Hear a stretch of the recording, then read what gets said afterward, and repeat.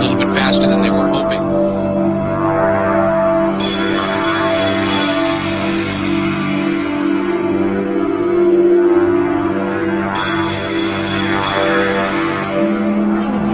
Taking a big new step, looking to build a huge database of people's physical characteristics.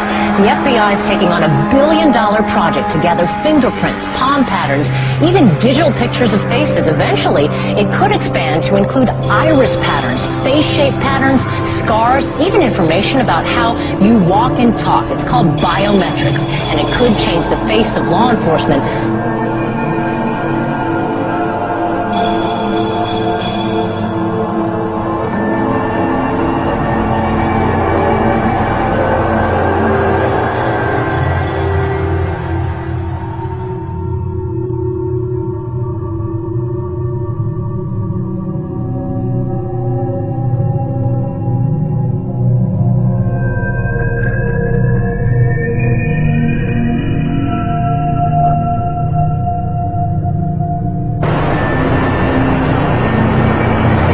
Hey, excuse me, sir. What kind of a gun is that you got there? Am I being filmed right now? Yeah, you are.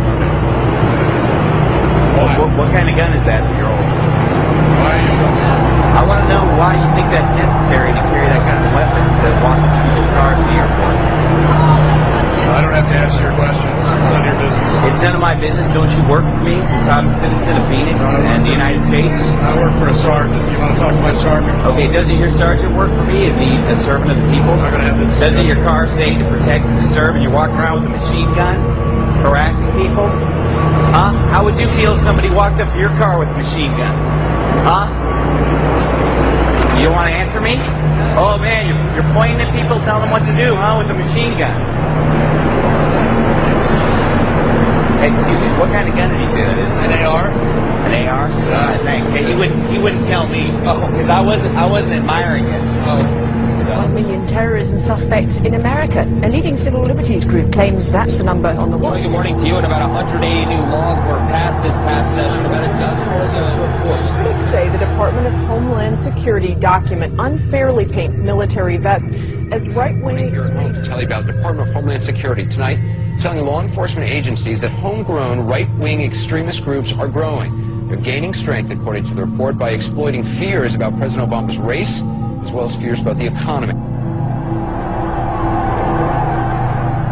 Almost 5,000 strong, the brigade is based at Fort Stewart, Georgia, under, quote, the primary purpose of this force is to provide help to people in need in the aftermath of a WMD-like event in the homeland, so that were they called to support civil authority, those governors or local state jurisdictions that might need our help, that they would be responsive and capable in the aftermath of an event like this, end quote.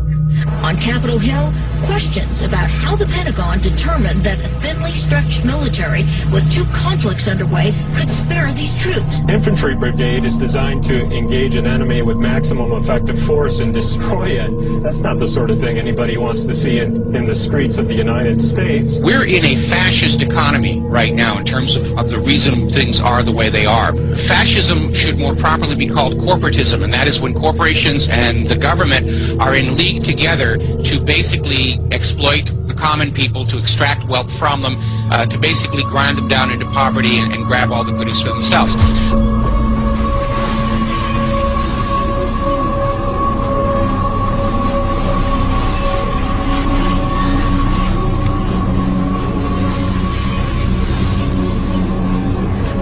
So basically, all or most of you engaged in all or at least some of the activities that actually created this crisis, in my opinion. But basically, you come to us today on your bicycles after buying Girl Scout cookies and helping out Mother Teresa, telling us we're sorry, we didn't mean it, we won't do it again. Trust us. Government is now in hock $546,000 per household. You're never going to be able to pay it off in obligation. Thank you, Mr. Speaker. You know, just moments ago on this floor, there was cheering, there was clapping over the passing of the Crap and Trade bill.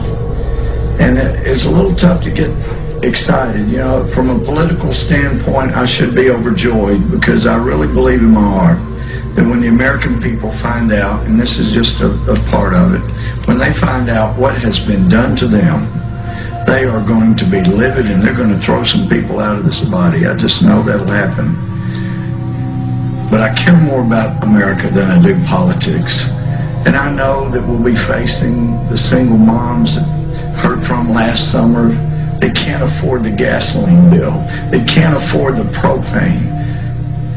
You didn't do a great thing. You hurt some really decent families struggling, trying to make it, and this is going to be their death knell. It breaks my heart. I yield back.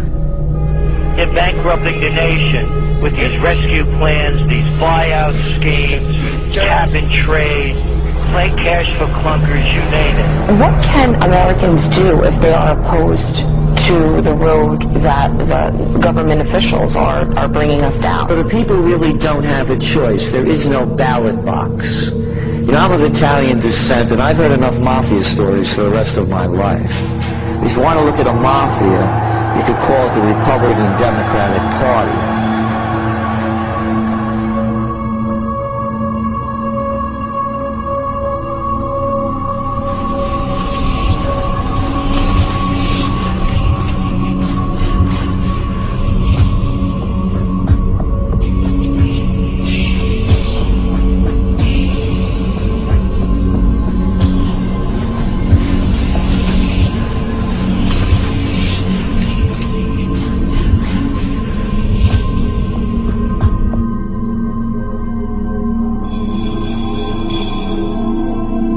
What's happening under the Obama administration is unprecedented, with these rescue schemes, bailout plans, the takeover of major corporations, on and on and on.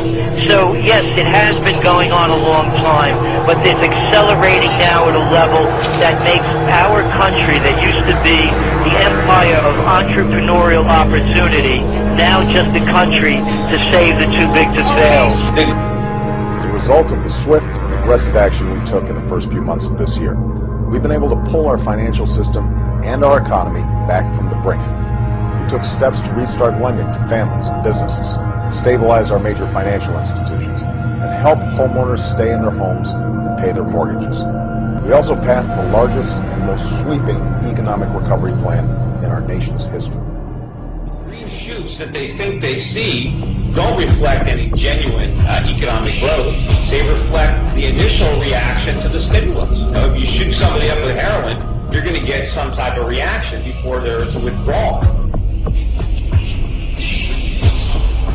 NSA security group called the Q Group. Its headquarters are within the National Security Agency headquarters in Fort Meade, Maryland. However, the group also works closely with FBI counterintelligence officers, as well as something I learned recently, local police department intelligence units. So it's a very large group, about 1,000 agents and informants employed by this secretive agency within a secretive agency, the NSA. It's really answerable to no one on paper, of course. How is the more liberal Obama administration dealing with this then? Unfortunately, we've seen no change. The surveillance conducted by the Q Group at NSA continues. I've witnessed it myself quite recently. There's been no effort to curtail this organization. Unfortunately, NSA's power is growing because the Obama administration is now giving them new powers to conduct surveillance in cyberspace. They're placing the Cyber Command under the control of the National Security Agency. So no change. Actually, the powers of the NSA are expanding greatly under President Obama. I think they're gearing up against a possible revolt, but I'm pretty sure their ideal would be that we, the American people, will just knuckle under and surrender completely, and they won't have to go to that open force in the streets. Because the instant the guns start firing in the streets of America, the rest of the country is definitely going to wake up. I think they're still convinced that they can complete the encirclement and enslavement of America without having to fire a shot, and that is their ideal. Because once the shooting starts, then all the pretext and all the illusion is gone completely. We're going to see food riots, tax protests, farmer rebellions, student revolts, squatter diggings, homeless uprising, tent cities, Ghost malls are already popping up. General strikes, board snappings, kidnappings, and mob rule. I think we are coming up on a point where we're going to see violence in the streets of America, and I don't like it, but I don't see any way to avoid it at this point.